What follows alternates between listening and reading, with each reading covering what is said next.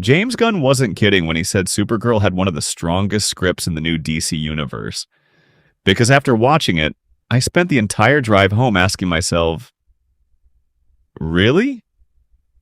Not because this movie is terrible, it's not. But if this is supposed to be one of DC's best scripts going forward, then I have a few questions. Supergirl has moments where you can actually see the movie it wants to be.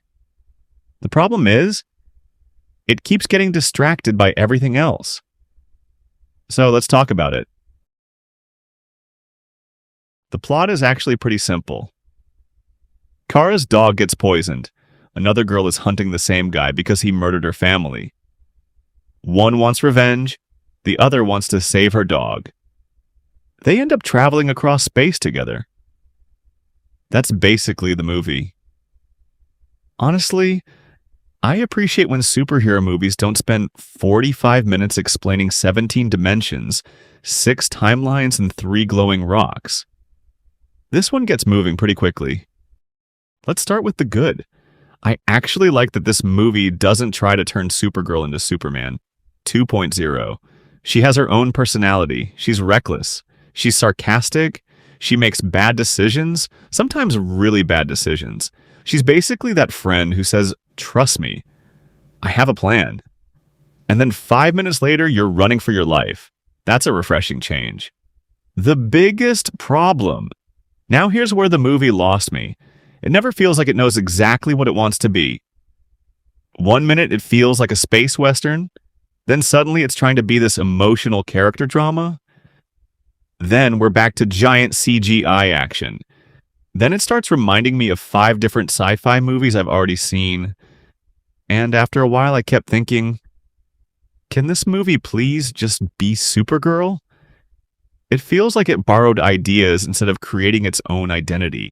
There's actually a really interesting idea buried underneath everything. This is someone who's trying to figure out where she belongs.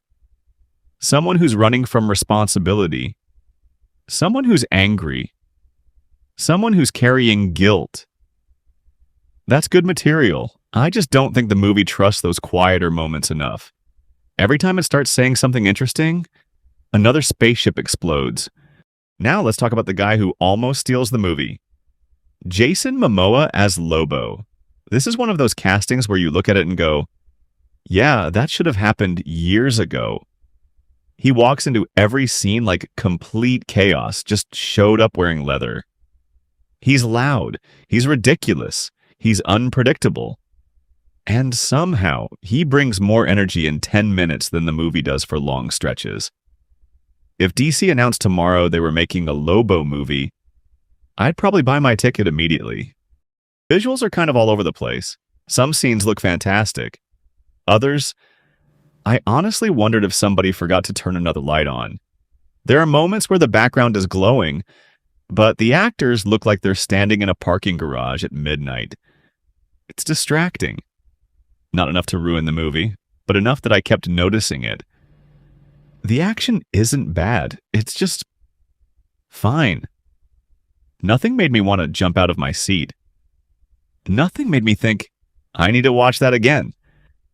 It gets the job done. And honestly, gets the job done probably describes this entire movie. Final thoughts. Here's the weird thing. I didn't dislike Supergirl. I also didn't love it. It's one of those movies where I walked out thinking, that was perfectly okay. And then, the more I thought about it, the less I remembered. For me, the standout is definitely Lobo.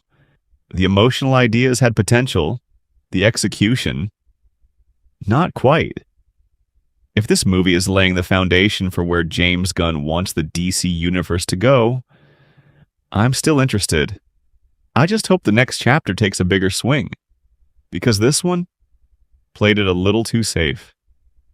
I'd give Supergirl a 6.5 out of 10.